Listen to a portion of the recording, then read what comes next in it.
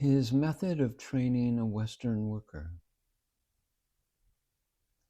The Swami had once asked Pavhari Baba of Ghazipur, "What is the secret of success in work?" And the answer came, "To make the end the means, and the means the end." This is a saying that one penetrates now and again for a moment at long intervals. But if it signifies that the whole energy of the worker should be concentrated on the means, as if it were the end, while that end itself is for the time being forgotten or ignored, then it may be only another way of preaching the great lesson of the Gita that states, "To action man has a right. He has no right to the fruits of action." Our master possessed in a wonderful degree the secret of inspiring his disciples to attempt this ideal. He had his own reasons, which every Hindu will perhaps understand, for feeling that a European who was to work on his behalf for India must do so in the Indian way. And in this demand, while he never confused essentials and non-essentials, he regarded no detail as too trivial to be important. To eat only of approved foods, and to do this with the fingers, to sit and sleep on the floor, to perform Hindu ceremonies, and bind oneself strictly by the feelings and observances of Hindu etiquette, were all, to his thinking, means of arriving at that Indian consciousness which would afterwards enable one to orient oneself truly to the Indian aspects of larger questions. Even so trifling a matter as the use of lime juice and powdered lentils instead of soap appeared to him worthy of thought and effort. Even the caste feeling that seemed crude must be appreciated and assimilated. It was tacitly understood that the time might someday come when one would be free of all of these, even as he was free. But the emancipation won by going through an experience is very different from the blindness that ignores or despises. The Swami was remarkable, however, in his power of imparting the ideal with a custom. To this day, one shudders at the impurity and roughness of blowing out a light, while to put on a sari and the veil the head is always to strive for the mood of passive sweetness and acceptance, rather than that of self-confident aggression.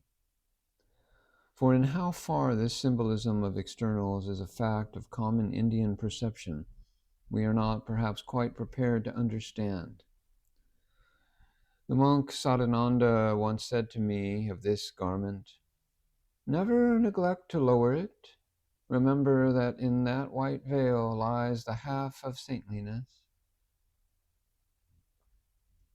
In all this, one was led along the path that one knew already to be right. If the student was to solve any problem of Indian education, it was essential that there should first be experience of the humbler routine of teaching. And for this, the supreme and essential qualification was to have looked at the world, even if only for a moment, through the eyes of the taught. Every canon of educational science proclaims this fact. From known to unknown, from simple to complex, from concrete to abstract, and the very term education itself are all words only, on the lips of those who can form no idea of the world as the pupil sees it, or the aims to which he would fain to be aided to climb. To teach against the aspirations of the taught is assuredly to court ill results instead of good. What was startling in the Swami's discipline was his instinctive assumption that the Indian consciousness was built up on the 1,001 tiny details of Indian daily life. Looking closer, one saw that this had been the method pursued by Sri Ramakrishna. Whenever he desired to apprehend a new idea, he had adopted the food, clothes, language, and general habits of those who held it. He had not merely attempted to approximate to them in the use of a few religious formulae. But Vivekananda was too great an educator to disregard the freedom of the disciple, even in such matters as these. The aim was revealed only little by little, and always on the basis of some attempt already made. It was true that he was perpetually testing purity of motive, always on his guard against the possible intrusion of self-interest in himself or in others. He once said, "I trust no one, because I do not trust myself. How do I know what I may become tomorrow?"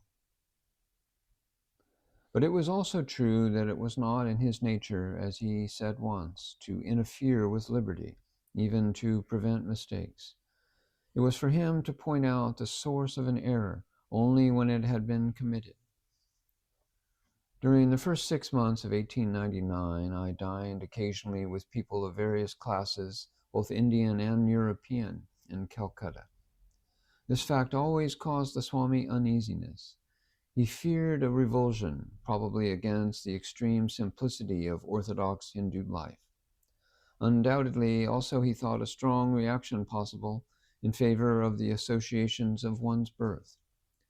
He had seen a great religious movement shattered in the West by the petty social ambition of a woman of overmuch refinement. Yet he never interfered with me in this matter, though a single word of authority would have been enough at any time to have ended it. Nor did he ever show his disapproval. He took an interest, on the contrary, in every experience that one brought to his notice. He would, in a general way, express his fear or utter a grave warning, not at the time understood, about loaves and fishes, but seeing perhaps that there was a genuine need to form a concept of the whole synthesis of classes and interests in modern India, he gave way completely to his disciple and allowed the course of inquiry to pursue its own path. It was only on the ship during the voyage to England that he fully expressed the ideal that was in him, saying, "You must give up all visiting and live in strict seclusion," as he discussed the future of women's work. "You have to set yourself to Hinduize your thoughts, your needs, your conceptions, and your habits. Your life, internal and external, has to become all that an orthodox Hindu brahmacharyans ought to be. The method will come to you, if only you desire it sufficiently. But you have to forget your own past, and to cause it to be forgotten. You have to lose even its memory." Never was monk more passionately monastic than Vivekananda, for all his apparent ease and fearlessness. Yet here, in the case of a worker, he knew how to substitute for the walls of a convent the Indian people and their life. This has sometimes appeared to me the greatest manifestation he gave of his genius. He said once, "We shall speak to all men in terms of their own orthodoxy," and went on to picture a branch of the Indian orders in the English church, wearing the yellow garb, going barefooted, practicing the extreme of asceticism, and standing always for the supreme truth of the interrelatedness of all religions. Hindu etiquette. In the special case of the Indian consciousness, however, his ideal was by no means limited to a strenuous aspiration. Step by step, point by point, he gave as details of Hindu etiquette those instructions which it is customary in Europe to offer the religious novice. It was in this way that he labored to overcome that restlessness and emphasis of Western manners, which appears to the Eastern mind so crude. The constant expression of feeling, whether of pain, admiration, or surprise, was to him shocking. It was not necessary to stigmatize it as irreligious, for it was ill-bred. The Oriental aspects of a man that he should feel and keep his feeling to himself. Any constant pointing out of the curious or the beautiful appears to him an unwarrantable intrusion on the privacy and self-directedness of thought. Yet that the desired repose of manner is not conceived of as merely idle is seen in the case of that sage who, asked by a certain king to tell him about God, said, "What is he like? What is he like?" And the saint replied, "All this time I was telling you, O king, for silence is his name." This was a point on which the Swami was exacting. He would impose on the European disciple long periods of severe restraint. He once said, "Struggle to realize yourself without a trace of emotion." Watching the fall of dead leaves once in the stillness of an autumn evening, he did not deny that there was poetry in the sight, but he declared that mental excitement, roused by what was merely an event of the external sense world, was childish and out of place. All Western people, he said, had to learn the great lesson of holding experience and emotion apart. Watch the fall of the leaves, but gather the sentiment of the sight from within at some later time.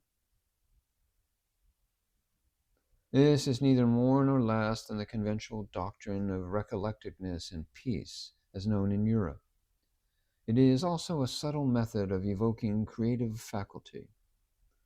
Does it point to a poetry which holds the world as a vast symbol, yet thrones the intellect high above the senses? Be true to the people. Carrying the question out of the sphere of mere good breeding and mental discipline, and framing the same truth again in terms of the spiritual life alone, the Swami would speak with horror of that bondage which shows itself in the quest of subtle metaphysical pleasures. In all idealism, he would say, lies the danger of idealizing merely what we have reached. Such covering of a corpse with flowers would sooner or later, when realized in practice, the abandonment of the people and the destruction of the work. Only they could be faithful who were beyond temptation, followers of the pure idea, regardless of the little self. He said, as he talked of future methods, "Mind, no loaves and fishes, no glamour of the world. All this must be cut short. It must be rooted out. It is sentimentality, the overflow of the senses. It comes to you in colors and sights, sound and associations. Cut it off. Learn to hate it. It is utter poison." Monastic orders. Thus the common routine of the Hindu home became eloquent on the Swami's lips of a world of deeper truths, characteristically apprehended by the Hindu mind. He himself had been interested from his babyhood in monastic organization. He had once had a copy of the Imitation of Christ, in which there was a preface describing the monastery and the rule followed by Jean de Gerson, the supposed author, and this preface, to his imagination, had been the jewel of the book. Not contented with reading it over and over till he knew it by heart, it filled the dreams of his boyhood, till with a kind of surprise he awoke in the middle of his teens to find himself organizing another monastic order on the banks of the Ganges, and realized that the fascination of his childhood had been a foreshadowing of the future.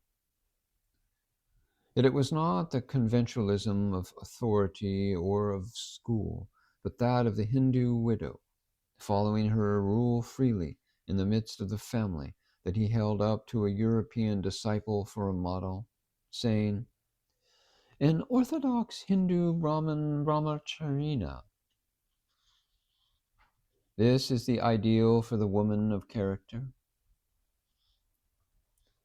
And no words can convey the delight with which his voice lingered over the phrase. He said, "Lay down the rules for your group and formulate your ideas. And put in a little universalism, if there is room for it. But remember that not more than half a dozen people in the whole world are ever at any one time ready for this. There must be room for sex as well as for rising above sex. You will have to manufacture your own tools. Frame laws, but frame them in such a fashion that when people are ready to do without them, they can burst them asunder. Our originality lies in combining perfect freedom with perfect authority. This can be done even in monasticism. For my own part, I always have an horizon." He broke off here to follow another line of thought which always interested him and always appeared to him fruitful of application. He said, "Two different races mix and fuse, and out of them rises one strong, distinct type. This tries to save itself from admixture, and here you see the beginning of caste. Look at the apple. The best specimens have been produced by crossing, but once crossed, we try to preserve the variety intact." A few days afterwards, the same reflection came uppermost again, and he said with great earnestness, "A strong and distinct type is always the physical basis of the horizon. It is all very well to talk of universalism, but the world will not be ready for that for millions of years. Remember," he said again, "if you want to know what a ship is like, the ship has to be specified as it is, its length and breadth, shape and material. And to understand a nation, we must do the same. India is idolatrous. You must help her as she is. Those who have left her can do nothing for her." The Swami felt that there was no task before India which could compare in importance with that of a woman's education. His own life had had two definite personal purposes, of which one had been the establishment of a home for the order of Ramakrishna, while the other was the initiation of some endeavor towards the education of women. With 500 men, he would say, the conquest of India might take 50 years. With as many women, not more than a few weeks. In gathering widows and orphans to be trained, he was of opinion that the limitations of birth must be steadfastly ignored. But it was essential to success that those who were chosen should be young and uninformed. He would say, "Birth is nothing, environment is everything." But above all else, he felt that impatience was inexcusable. If in 12 years any result were visible, this fact would constitute a great success. The task was one that might well take 70 years to accomplish. For hours he would sit and talk of details, building castles in the air of an ideal school, dwelling lovingly on this point and that. None of it would ever perhaps be carried out literally, yet all of it surely was precious, since it showed the freedom he would have given, and the results that, from his standpoint, would have appeared desirable. It was natural, if only in view of my own preoccupation at the time with the religious ideas of Hinduism, that all these plans should wear a religious color. They were more conventional than scholastic. The temper of the teaching was more the burden of his thought than the learning to be imparted. Except for a sudden exclamation once when he said, "We must turn out the greatest intellects in India," I scarcely remember that he ever said anything directly affecting the secular side of the women's education scheme. He took for granted that anything deserving of such a name must needs be measured in terms of depth and severity. He was no believer in that false idealism which leads to modification of knowledge or dilution of truth in the name of sex. How to make the home background against which the work of education must be carried on, at once thoroughly progressive and thoroughly Hindu, was the problem that engrossed him. There was the task of so translating the formula of the old regime, moreover, that they might continue to command the reverence of the modernized. The moral and ethical failures which result from too easy an adoption of foreign ideas without regard to their effects on social continuity and cohesion were ever before his eyes. He knew instinctively that the bonds by which the old society had been knit together must receive a new sanction and a deeper sanctification in the light of modern learning, or that learning would prove only preliminary to the ruin of India.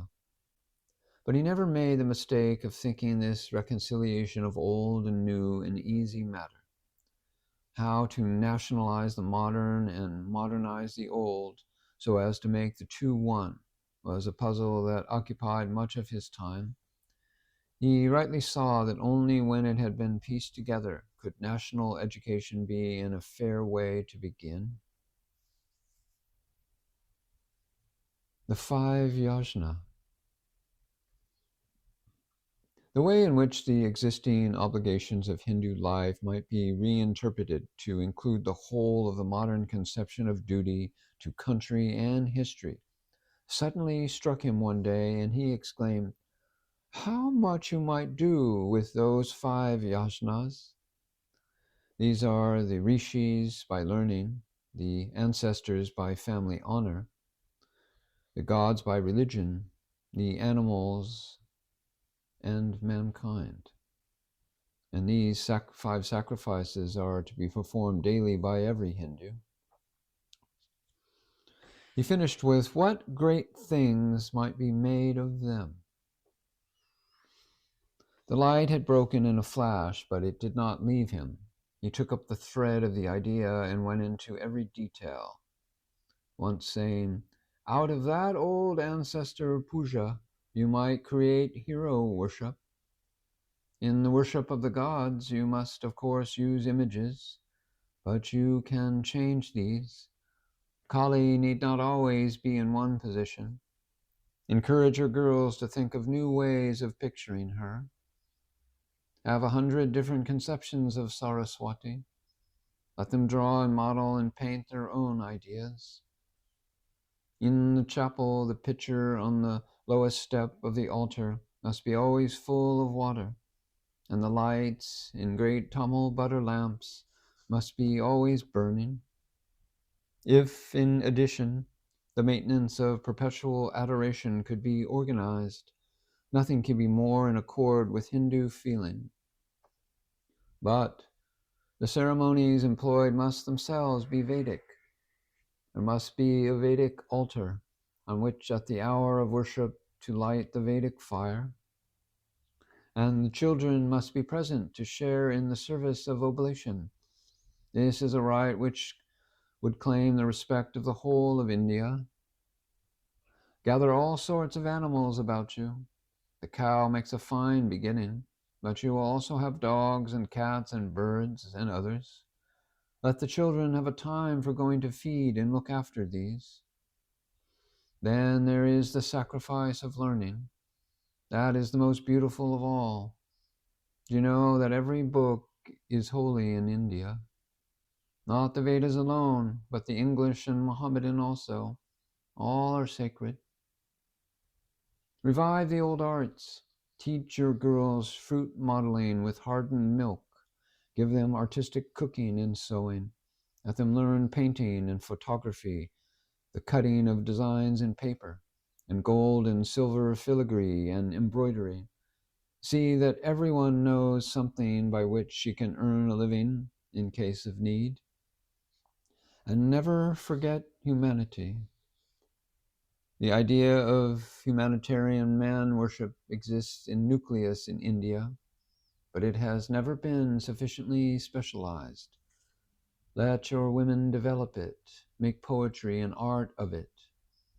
Yes, a daily worship of the feet of beggars after bathing and before the meal would be a wonderful practical training of heart and hand together. On some days, again, the worship might be of children, of your own pupils, or you might borrow babies and nurse and feed them. What was it that Mataji said to me?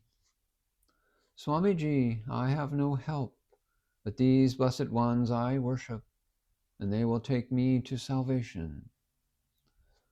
She feels, you see, that she is serving Uma in the Kumari, and that it is a wonderful thought with which to begin a school.